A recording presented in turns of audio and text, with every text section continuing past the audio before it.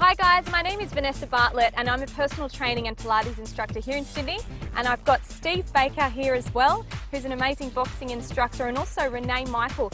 So what we recommend is that you do our videos if you're an intermediate to advanced fitness level, because trust me, they are full on and they are challenging. So we've broken it up into 10-minute videos, power, cardio and core. But first of all, I wanted to introduce you to our instructors and here's some of their fitness tips. So Renae Michael, you're an instructor here in Sydney. Yes. You take classes at Belmore, don't you? That's right. It's called Dolls with Dukes. It's girls only or women only, so basically from 14 years and up. And I also work with kids as well, so that's probably why I've based that sports theme, just to keep everyone happy. Kids normally get bored, so I get bored.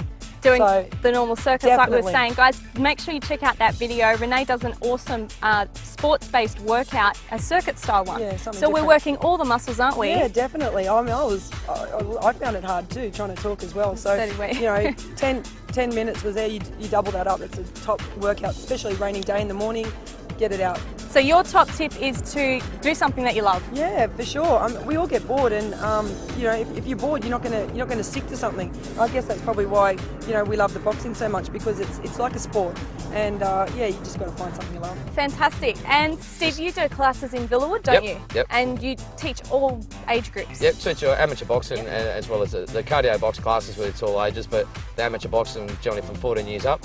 Up to open age, up to 35 until up to the age where they're allowed to box. Fantastic. And with 25 years experience as well, you know obviously how to handle injuries if someone's gotten one. Now I know your calf's not too good at the moment. What are some modifications someone can do within their workout if they are slightly injured? If they have a chronic injury, we'll take that exercise out, or we'll tone it down to make it a lot easier for you. So for example, you've stopped running at the moment and jumping, but you can still do some boxing and other... you can still hit the rowing machine and still do plenty of cardio options there is.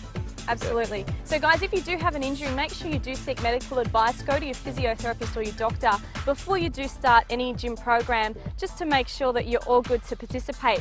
So without further ado guys, I'd like to get started, but my quick tip is just to make sure that when you are exercising, you emphasize strengthening that deep inner core. So if you've got strong stabilizing muscles within your abdomen and your lower back, your hips and your shoulders, then your boxing and your other power workouts are going to be a lot safer, and you'll have less instance of injury because you've got that flexibility, rotation and strength within the body.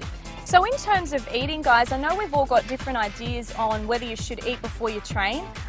Personally, I do have a little something before, even a piece of fruit, and make sure that you're hydrated. Steve, what do you think about that? There's two different options. It all depends from the time when you wake up to the time when you're going to train. So if you've got a 6:30 training session, you're waking up at 6 o'clock, maybe just a bit of water, maybe just something just to take the hunger pain off, but it wouldn't worry you too much if you get down and do that training session. Then I'll be worrying more about what you're going to eat at the end of the training session. But if you've got a 9:30 training session, you've been up since 6 o'clock, that 3-hour window, your body's going to get depleted of vitamin and stuff like that. And so I'd recommend someone have something to eat if you're going to have that 3-hour space between wake up and workout. Sure. Like if you're going to be training late of an afternoon, of course you're going to have to be eating during the day.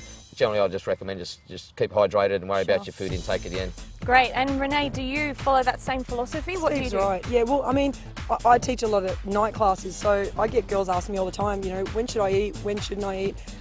It's trial and error. I've had girls that have, eaten hours before and they've been fine. I've had girls that have had, something an hour before and they've vomited it all up. So, it's trial and error. You've just got to see how your body works. I personally don't normally eat, especially in the morning before training. I don't like to have anything on my stomach, only a bit of water. But some people they can't train unless they've had toast. That's right. So you've got to actually exercise and know your own body and know how it feels, but you've got to have something, during the day. You've definitely got to have something. Absolutely, and staying hydrated is the key here, isn't it, guys? So work out what is best for your body like we suggested, and we look forward to seeing you in our videos.